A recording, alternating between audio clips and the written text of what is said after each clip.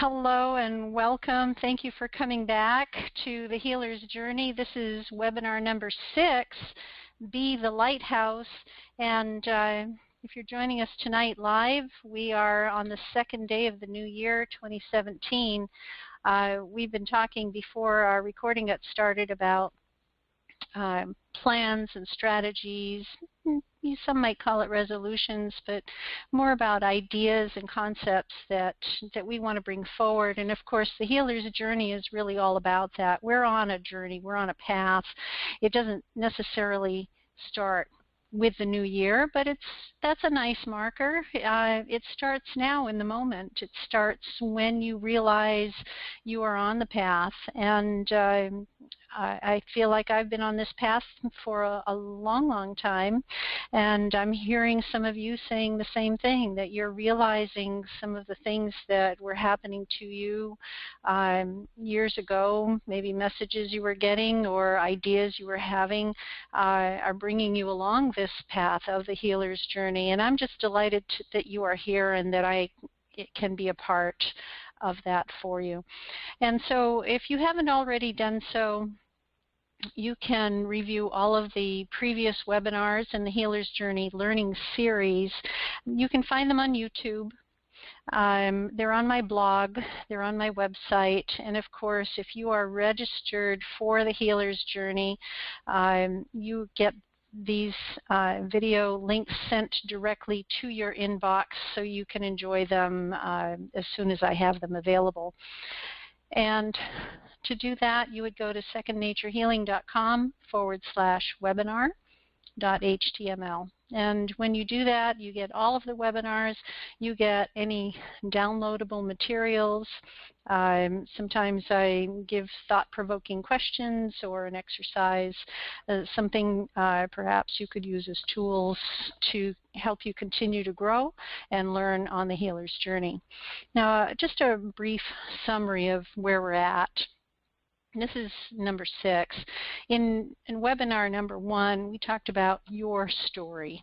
We talked about being able to recognize yourself as a healer, and the story might have included experiences and interactions that showed empathy, sensitivity, understanding, and knowledge in all aspects of life, and your love of animals and the planet, your love of being in nature and feeling connected to earth energies support your well-being. In the second webinar of the Healer's Journey series, we talked about magic, medicine, and a little bit about miracles. We discussed bringing to mind talents and gifts you have. In the following week, we spent more time talking about what miracles are and discovering that miracles are normal, everyday occurrences. In the fourth webinar, presented the idea of vibration, that everything vibrates. We can raise and lower our vibration, and these changes can improve or damage our health. In our last webinar, we focused on being light beings in physical form and the questions we ponder as we move forward. We are in a constant state of seeking answers. Now today, we're going to talk about being the lighthouse, and we'll contemplate the need for us, or the thought that many of us have, to fix others. I have fix in quotes here, and why we need to step aside from that role and how to avoid that paradigm. So through the course of the next 30 to 40 minutes, I hope you'll resonate with some of the questions presented here and know that you're not alone. And I hope you'll want to continue to move forward with your healing abilities, to use them with more intention and purpose. And of course, at the end of the webinar, I'll share with you a few tools to help you get started. It's a chance to learn more. And we'll follow up next week with another webinar. We'll see what is inspired to come through then. Are you ready? Yeah? Let's Yeah. get started. Good.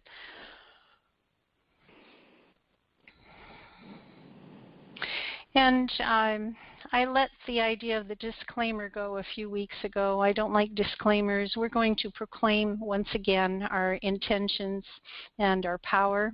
And the information, thoughts, and ideas presented here honor your intentions to empower you with natural choices that support personal well-being, conveyed with compassion, truth, and openness. Our intention is to help you see beyond, excuse me, see beyond the filters of disclaimers which tend to support a one-sided approach to the health industry. We also proclaim that we are whole, vibrant beings in physical form and maintain sovereignty to nourish, support, and empower our lives with divine gifts and a natural ability to heal. The healer of the future will have traveled the path of healers. Through experience, knowledge, and divine guidance, the healer of the future will interest individuals in the care of their energy bodies, the energy of the planet, and their alignment to higher vibrations.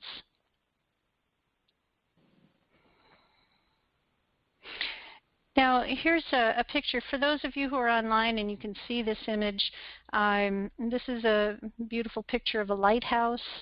And, of course, in being the lighthouse, a lighthouse is defined as a beacon of light to warn or guide. Notice where the lighthouse is placed. You find lighthouses in the most dangerous of places on the shore where there's a rocky shore. It's dangerous for ships to come too close to land. And of course, they shine their light through storms, through the darkness, and they are always there. They're a beacon to warn or to guide, to let people know when they are close to shore so that they can avoid the rocks. And the lighthouse works as a beautiful metaphor for us as well. Notice again that it is in a dangerous situation. If we here are the lighthouse, if we become the lighthouse, the beacon of light to warn people or to guide people, we may find ourselves also in difficult situations. We may find ourselves even in dangerous situations. And we want to talk today about how can we be the lighthouse? How can we exist in this world and interact with other people and be there for people as that beacon of light? Now, as in times before, I offer a little bit of a glossary, and here are some words that are coming through today for us. One is nurture. To nurture is to care for and encourage growth and development, to support and to nourish. At work, nurturers are often seen as teachers, nurses, caregivers, etc. However, human nature has helped ensure our survival with an instinct to nurture, like nurturing our young. Nurturing is a deeply rooted emotion, a skill, and a karmic signature. Taken to a higher vibration, we see nurturing as compassion. Compassion is the next word in our glossary. It literally means suffer together. Feeling sympathy accompanied by a desire to alleviate suffering. Do many of us feel compassionate toward others? Usually we do. We like to offer some assistance. We want to make sure our kids are not too sick. We want them to feel better. A loved one, we don't want them to feel pain. And so we feel compassionate and we suffer together. Now, compassion is very different from empathy, the third word on our list. Empathy is a feeling, knowing, or sensing the same feelings and sensations of another person. as if you were in their situation. An empath can sense the emotions, pains, fears, etc. of another person. And these sensations do not, however, belong to the empath. Though an empath who is vulnerable may pick up energies of other people and hold on to them. In other words, if somebody is feeling pain, an empath might feel their pain physically in their body. And if they are not caring for themselves in the proper way, they may hold on to that energy of pain. And that's not theirs, yet they're holding on to it. So maybe that's a topic for another webinar. And victim is another word in our glossary. And traditionally, victim is thought of as a person who is deceived, cheated, harmed physically or emotionally. It is a person who has suffered as a result of negative actions or situations. But more than that, a victim is stuck in the energy of these negative actions, perpetuating the suffering. We all know that stuff happens, right? But we don't have to stay in that paradigm. Also, we may want to consider the role the victim plays in connection to other people. And that may be another topic for another future webinar. So the point on the victim is that, yeah, stuff happens.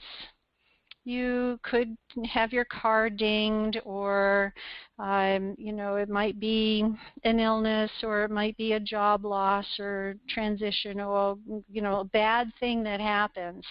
But bad things will always happen.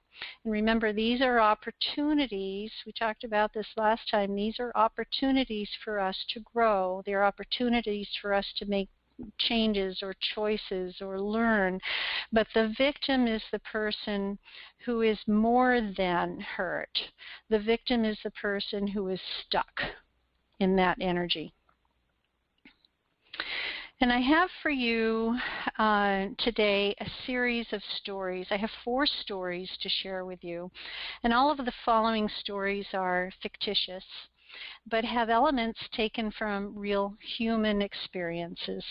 And of course, these snippets only represent an idea and not the whole story. However, you may see yourself or someone you know in these stories, as they are meant to inspire discussion and thought about being the lighthouse. So here are the lighthouse stories.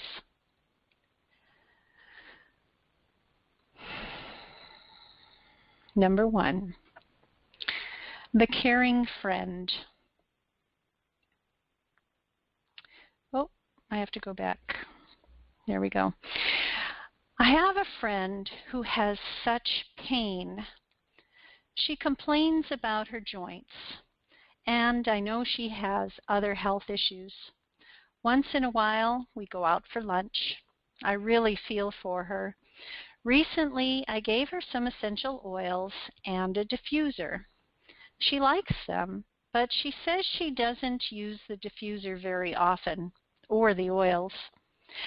I think it would be a good idea for her to use the diffuser more often since she smokes. It would help clear the air. I might have another oil for her to try.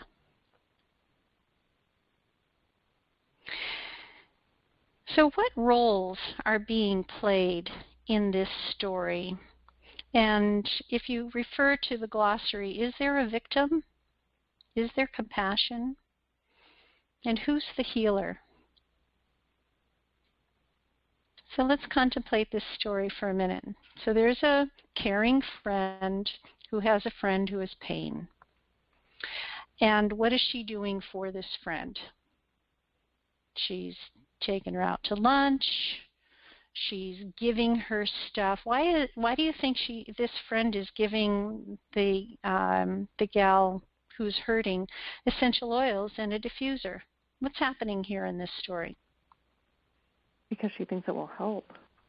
Right, okay. So the caring friend thinks the essential oils will help in some way, perhaps with her pain, perhaps with some other health issues that are going on. We're really seeing only part of the story here, right? Mm-hmm. Right, okay. But what's happening? Is there anything happening in here? Is the friend using the oils? The friend is a victim. The friend is the victim? What's going on with the friend? The caring friend or the hurting friend? Hurting friend. The hurting friend is the victim. What is she a victim of? He has opted not to see solutions that are presented to her. So with the choice, whatever brought about this pain, whatever brought about the health issues, perhaps there's diabetes or something else going on, certainly there's smoking going on, whatever brought about these health issues, that person is feeling pretty stuck, right? Mm-hmm. Yeah? And what's the caring friend doing? Helping? Is the caring friend helping? She's trying to. She is trying to in her own way because she's feeling compassionate, right? Mm-hmm. Yeah, she's feeling compassion. And so in her compassion, she's seeing the suffering and noticing the suffering of her hurting friend and offering some solutions.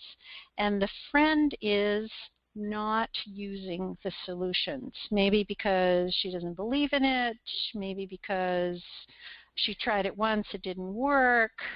Whatever the reason, she is choosing to not do that. And so you're right. There's some victim energy going on here because she's stuck, right? Now, is she playing a role for this caring friend? Now, what do I mean by playing a role? Let's take a step back for a moment and talk about the roles we play in life. Right? We could be a mother, a spouse, a friend. We can be a caregiver. These are all roles that we play. And much more intimately than that, the roles we play have to do with the relationships, the very close relationships we have with other people.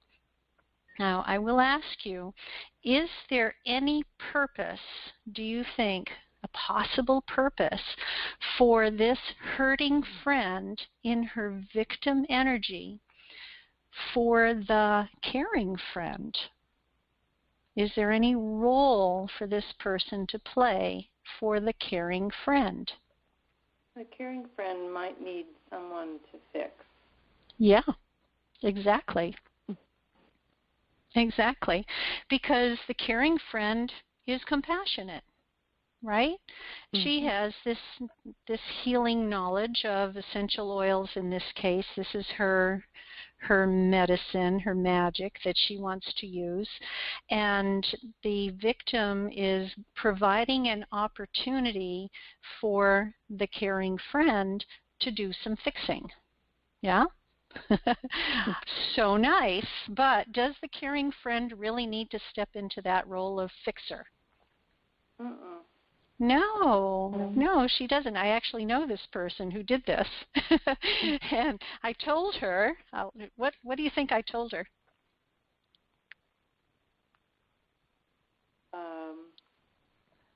You've made the offer. Uh-huh. Passion, but you need to let it go and let her choose. Yes. Well, you said it so much nicer than I did. I said, stop it. I said, don't do that, because that's not serving you. It's not, and it's not serving her.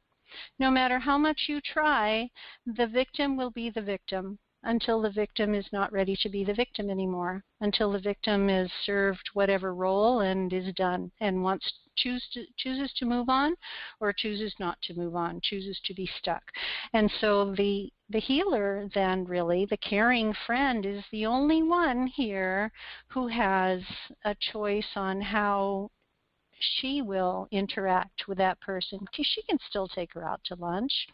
She can still offer some essential oils, but don't count on it doing something unless, maybe by some kind of whatever, just being the lighthouse, shining the light, that the hurting friend finally sees the light.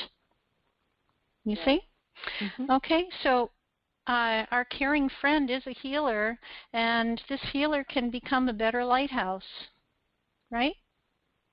That's what this is all about. How do we become a better lighthouse? Story number 2, the sensitive student. I'm a freshman in college. I like living away from home and enjoy meeting new people, taking new classes, and trying new activities.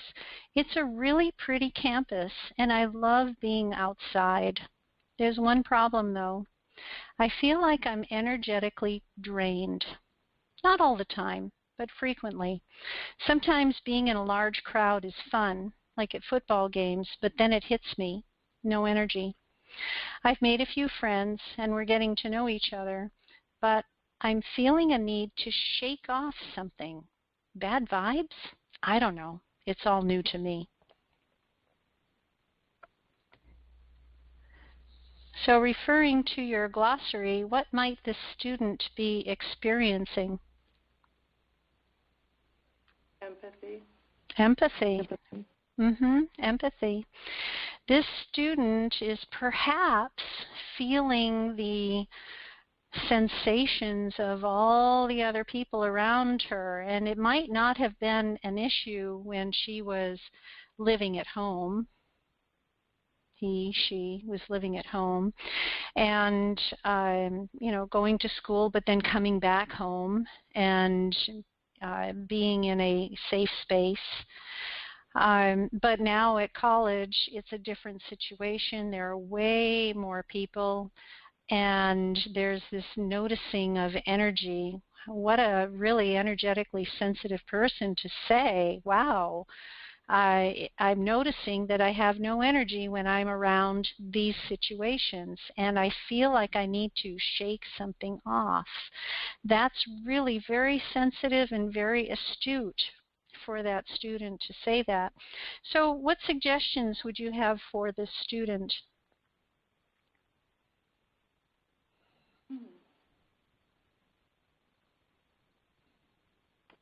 For me, one of the things I would say is, before you go into big crowds and things, is to ground yourself. Grounding yourself. What an excellent choice. Yeah, feeling, and if a person is grounded, then that makes them feel safe in their space, even if they're not at home, right? Mm-hmm. Yeah, okay. And it grounds them to earth energies, which is a much bigger deal than their own, maybe energy that's wanting to fly off somewhere or connect with somebody else. Anything else you might say to that student? I would say, in addition to grounding, before you go into a situation where you know you're going to be around a lot of different kinds of energies, sort of mentally surround yourself, protect yourself with this calm energy. Okay, protection, another excellent tool. A person like that might use essential oils or crystals, or just a visualization of a bubble even would be very helpful. And anything else? What about that feeling a need to shake off something? What might that be about?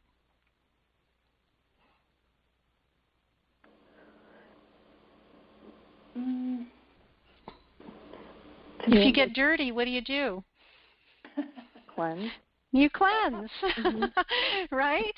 So a person who is empathic might be picking up on other people's energies. That's why they're feeling drained, right? There might be other people out there who are actually sucking on their energies. We call them energy vampires.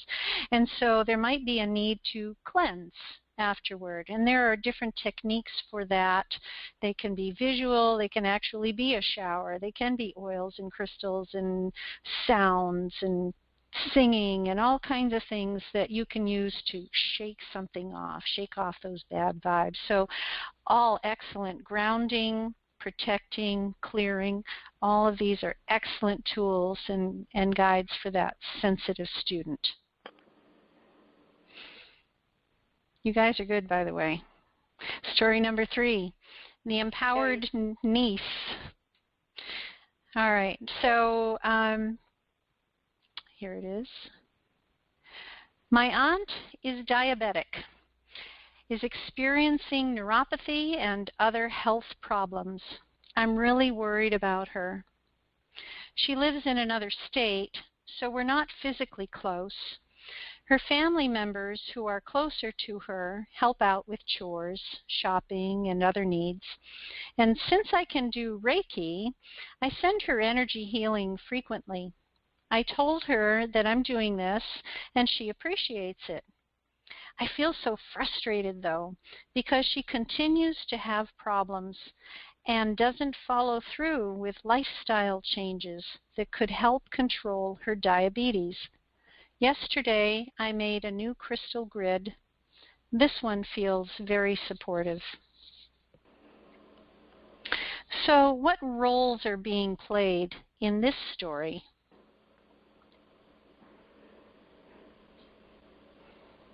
Well, it seems like there's good intention on the niece's part, but it's a one-way street.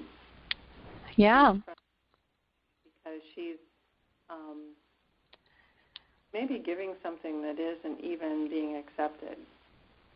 That's very possible. The aunt does say she appreciates this, but the person who's offering the Reiki is feeling frustrated, right? Because she's not seeing any progress. And the one comment that I'm seeing is this one about talking about the new crystal grid feeling very supportive for that person, and maybe for the Reiki person not necessarily supportive for the aunt. Exactly. Yes.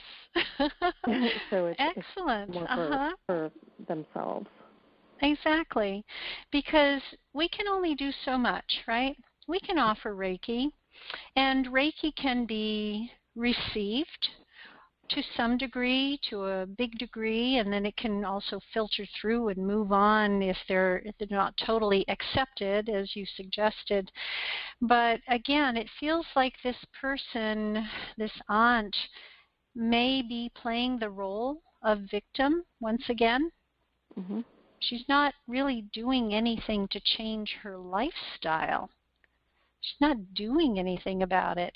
And the role that all the family members are playing, they're helping with shopping, they're helping with chores, they're helping with, going to doctor's appointments or whatever else needs to happen, right? What role are they playing? Some people like to be sick. Yes.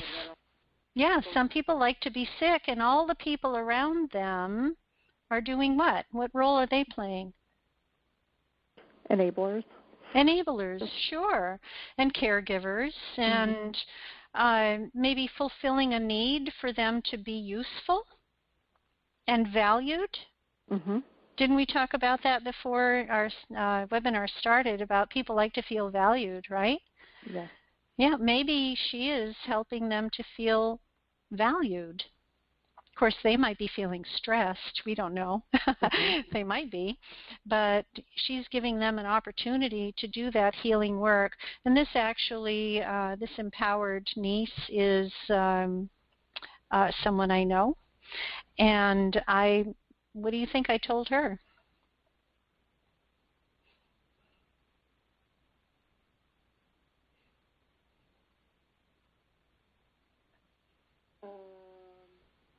You know, maybe you should ask your aunt if you really want. Well, she did. She did ask her aunt. The aunt says, sure, she would accept the Reiki.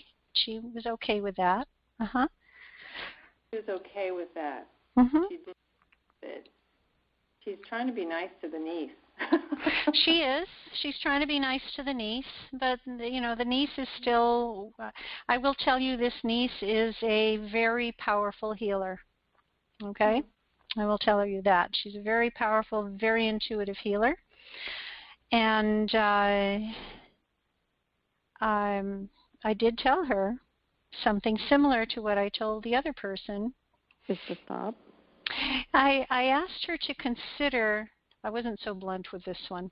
I asked her to consider the role she was playing for her aunt, and that her aunt might be actually kind of pulling this energy from her, and that making a grid for herself is a good idea, and that she doesn't have to feel so attached to the outcome.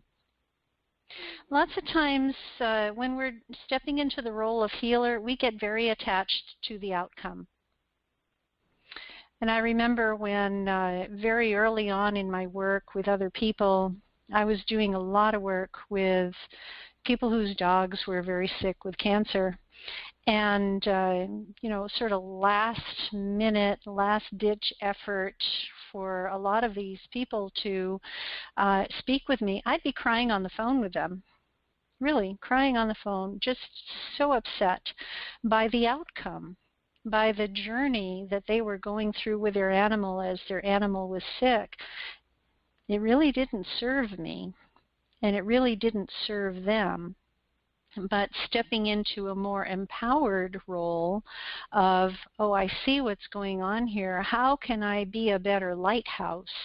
How can I reach more people sooner? How can I offer more energy healing that is easily accepted and will have an effect without getting attached to the outcome? And that was really the part here in story number 3 is not only is the grid for the niece, but also don't get attached to the outcome because everybody's playing a role here.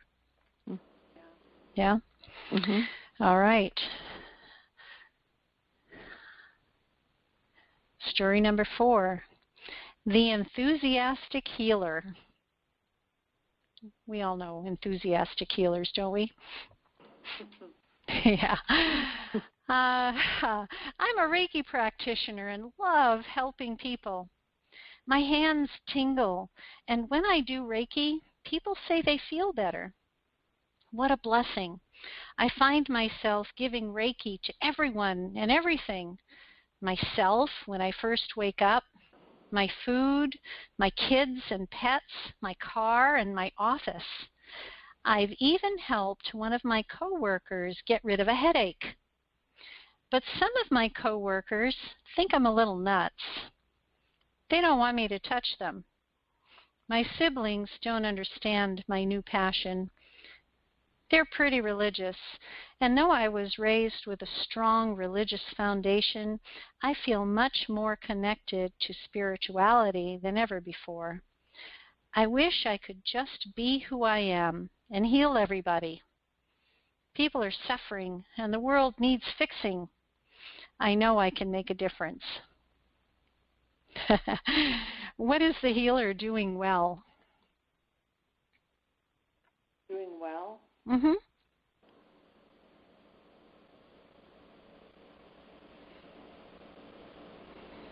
Very enthusiastic. Yes. Passionate even, right? Is this person doing Reiki every day? Sounds like it. Yeah. Mm-hmm. Isn't that a good thing? Sure. Yeah. Okay. What about giving Reiki to everyone and everything? This person to himself, herself? Food, pets, car, office? Doing Reiki on everything. Is that good? I don't know if that's good or not. Absolutely. Well, I'm going to answer that one for you. Mm-hmm. Yes. That's really good because why not, right?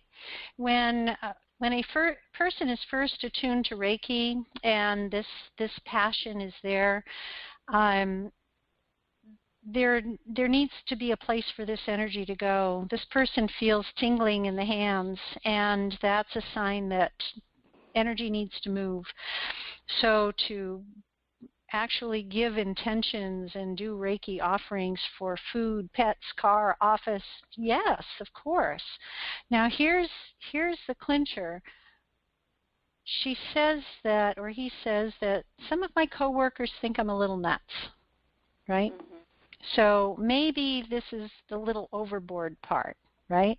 How is this person presenting himself, herself to the world? Hey, I do Reiki. Here, you want some? Well, maybe that's not the right approach, Yeah. but being the lighthouse is really a good idea. So is there a way to be in the world, be passionate, and do Reiki without offending anybody?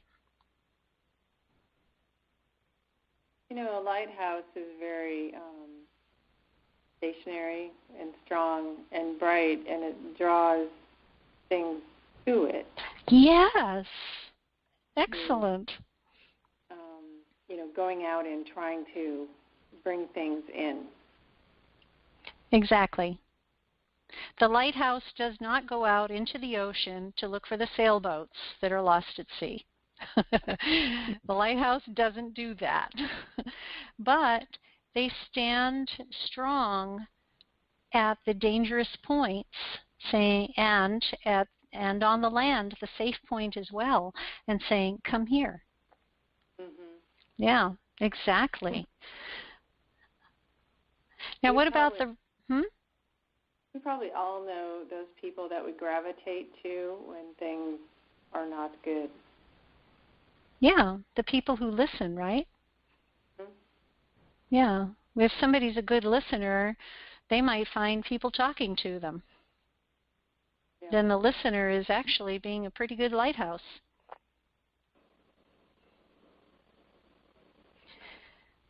Now, what about the religious part? This person says, the family's pretty religious, and though I was raised with a strong religious foundation, I feel much more connected to spirituality than ever before. I wish I could just be who I am and heal everybody. That's pretty loaded, huh? Mm-hmm. What belief systems are in place? What does this person believe? Well, that maybe their religious structure has not really connected with them spiritually, but it's what they're familiar with. Mm-hmm. Okay. Yes, there's a familiarity. For many religious experiences, it's constant, it's persistent, right? For people who are religious and practice their religion, they go to church or temple or wherever they go, and they go regularly, and they say certain things a certain way, certain prayers, and there's structure, like you were saying, there's structure. There's nothing wrong with that. It's just that this person here is saying, I'm feeling much more connected to spirituality than ever before.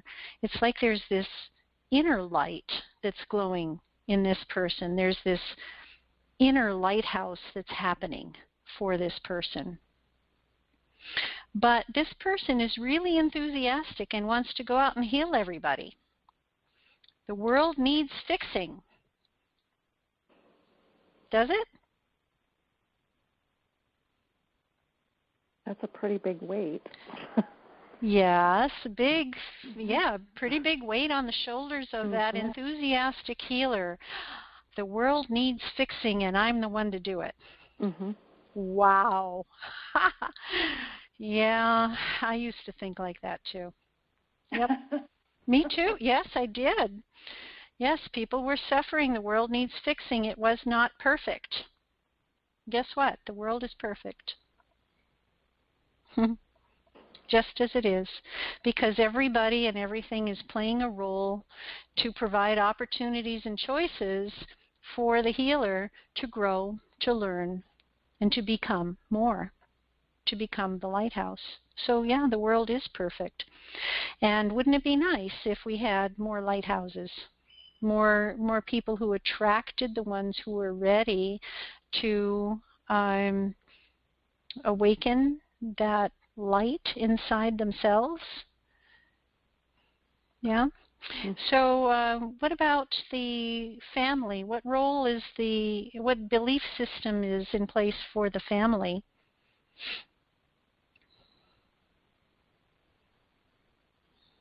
Oh, I'm sure they're skeptical about this new enthusiasm. Mm-hmm. Yeah, those would be my brothers, by the way. Yeah. And, this is just loosely based on reality here. I don't have coworkers, but there are students I've had and people I know who are talking about their coworkers in this way and saying, yeah, I fixed this person's headache, and that was pretty amazing. That was validation, right? That was a validating moment for that healer to say, wow, this worked. Didn't have any Advil on hand, didn't have any whatever in the purse, but boy, those hands, those tingling hands, put right on that person's head for a little while and the headache's gone. What validation. Isn't that perfect? Don't we all need validation? Yes. Yeah. Mm-hmm. Absolutely. We like that. So what could that person do to be a better lighthouse?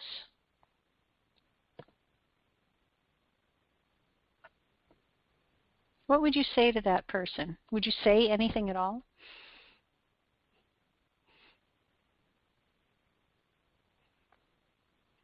Hmm.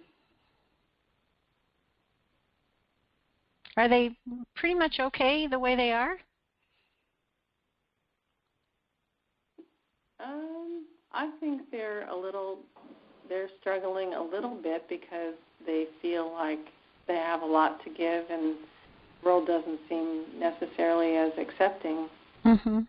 Mm-hmm. them. Yeah, there's something there. Absolutely. There's something there for the person who is enthusiastic like that.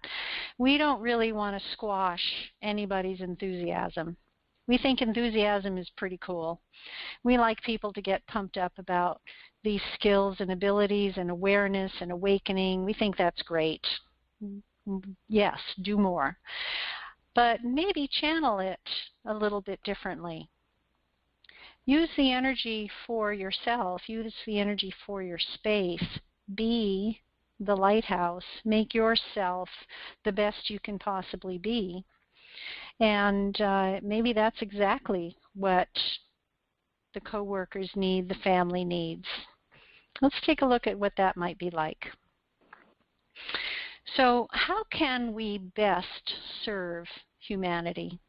How can we do that? You don't have to answer that, but I know you're thinking about it. And how do we step aside from the role of fixing people? And how do we become better lighthouses? So these are things I'd like you to consider. One answer may be found in self-healing. So this is it might be an oxymoron here, where here we are, we want to go out and heal the world. We want to fix other people. There's something wrong with that person. There's that pain. There's that illness. There's that situation. Here, I can help, right? But maybe we don't go out. Maybe we don't do that. Maybe the lighthouse doesn't go into the ocean to find the sailboat. Maybe instead there's some self-healing happening. So what is self-healing? What tools are available to you as illuminated healers to heal yourself. And how can you use these tools to step into your power as illuminated healers? So this is what we want to consider. Here are some tools for you. How to be a lighthouse. Number one, know yourself. Know what your magic is and what your medicine is. And if you need to review that, go back to one of our earlier webinars. Know yourself. Know who you are. And be good at what you do. Learn and practice constantly. I'm always reading books. I'm always learning more. I'm always meditating. I'm always researching and doing. And it becomes a lifestyle. When you are stepping into the role as the illuminated healer, you're doing it in all aspects. You're not just nice some of the time. You're nice all the time. Right? The better you get at this, the nicer you are. The calmer you are, the more even-keeled you are, and everything is taken in stride. It doesn't mean you're not ever joyful or ever down, but you walk the talk. So you be good at what you do. You learn and practice constantly. Number 3, develop your confidence, skills, and tools. Sometimes you need that validation, right? You need to be doing some work on somebody and have them say, yeah, I feel better. Or you need to be learning about oils or crystals or sound healing or vibration or whatever it is. You need to learn about those things so that you can become confident in them. They're part of your toolkit. So use them and develop your confidence in them. Number 4, this is a big one. Quiet your ego. Remember, don't get attached to the outcome. It's not you who's fixing something. It's not you who is actually giving your energy. No, you're using your skills and your knowledge, but you're tapping into a bigger source that is not ego-based. So you want to quiet your ego and build your confidence. Those two actually work very well together. Number 5, shine. Live the role to your highest ability and be true to your nature. And that's where we step into the role as illuminated healer. We're doing the best we can, and it's always better than it was the day before. And we know we're going to be even better than better tomorrow and the next day, because we're continuing to grow. We're continuing to shine. We are actually becoming more luminous.